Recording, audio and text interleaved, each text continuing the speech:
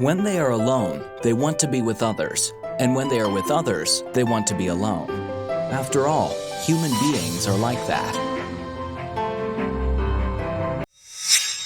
From our high school romance to our recent breakup fiasco, it's safe to say that most of us know all too well that relationships are messy. Well, except the lucky ones amongst us who are destined to be forever alone.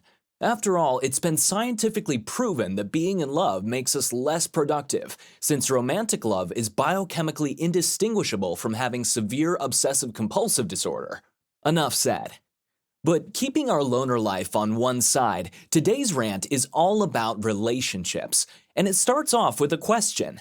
What percentage of the responsibility lies with us in order to build a loving and successful relationship? Is it 50-50 between us and our partner? 51-49 maybe? Wait until the end of the video to find out. For those of us who grew up in a patriarchal household, the law of relationships was relatively easy. A successful man is one who makes more money than his wife can spend. A successful woman is one who can find such a man. But hey, this is the 21st century we're living in, where relationships start by pressing the like button on a photo, and gender roles seem to be reversed.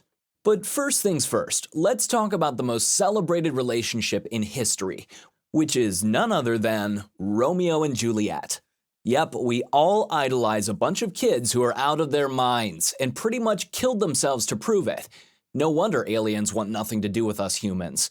In fact, many scholars suspect that Shakespeare wrote Romeo and Juliet not to celebrate romance, but to satirize it and show how absolutely nutty it is, since there are more important things in life, like marrying a guy with a lot of sheep.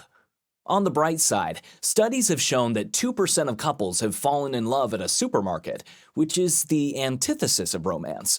So we still have hope for the human race. Mark Manson explores this in his best-selling book, The Subtle Art of Not Giving a Fuck, where he mentions how most elements of romantic love that we pursue, such as the dramatic and dashing displays of affection, aren't in fact healthy and genuine displays of love. And for the hopeless romantics amongst us who believe in till death do us part, well, I've got news for you. A 99-year-old man divorced his 96-year-old wife after 77 years of marriage because he discovered an affair she had in the 1940s. Now, don't get us wrong, we're not trying to poop on romantic love. Or maybe we are. The reality is, there are healthy forms of love and unhealthy forms of love. The reason that most of us have a long list of exes, well, the reason that the lucky ones amongst us have an ex is because we expressed our love in an unhealthy way by trying to escape our own life problems through our emotions for our partner. See, here's the deal. A healthy expression of love is based on two people acknowledging and addressing their own problems with each other's support. And how is this done? By having clear boundaries in the relationship, as well as giving and receiving rejection when necessary. Yes, we all need to have the ability to stomach a big fat no from our partner. So how does this play out in our relationships?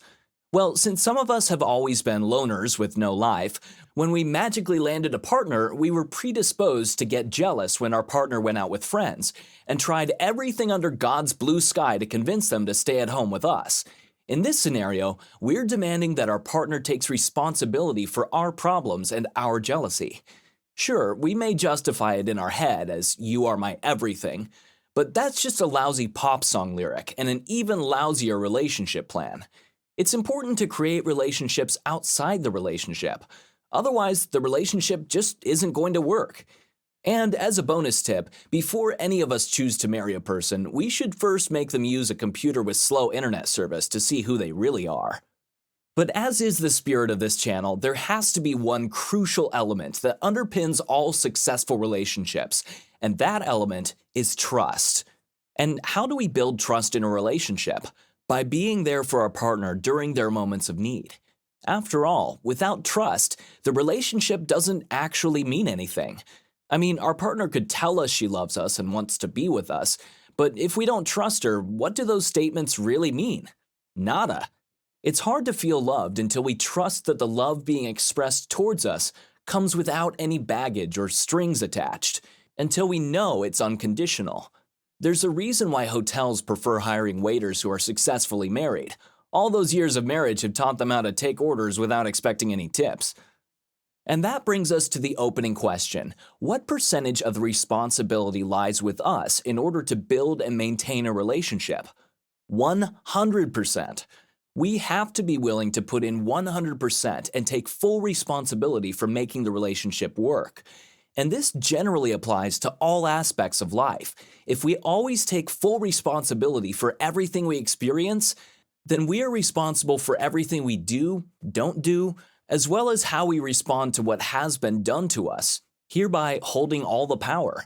I mean, if you believe that marriages are made in heaven and will naturally prosper, then good for you.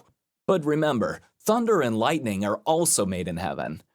Ultimately, all external relationships primarily hinge on one relationship, and that is the relationship we have with ourself. This paints and colors everything else in life. It is the lens through which we see everyone else around us.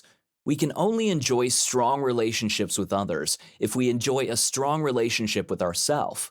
If we're too critical, too insecure, and are constantly feeling low in the presence of others, there is no way in hell we can enjoy sincere, loving relationships with them. After all, even mathematics is not immune to the confusion when it comes to relationships, since half plus half in the realm of relationships is not 1, but rather half. It takes 1 plus 1 to make a successful relationship. And becoming a 1 is what all of us should strive toward, regardless of our Facebook relationship status. By becoming the best possible version of ourselves, we will maximize our chances of attracting our dream partner or keeping the one we have. After all, none of us want our love story to end with they lived happily until they got married. The purpose of a relationship is not to have another who might complete you, but to have another with whom you might share your completeness. Thank you guys so much for watching. What's your relationship status, and what are some of the lessons life has taught you so far? Tell us your #1 tip in the comments below. And as always, make sure you smash the like button and subscribe so you never miss out on the People's Rant.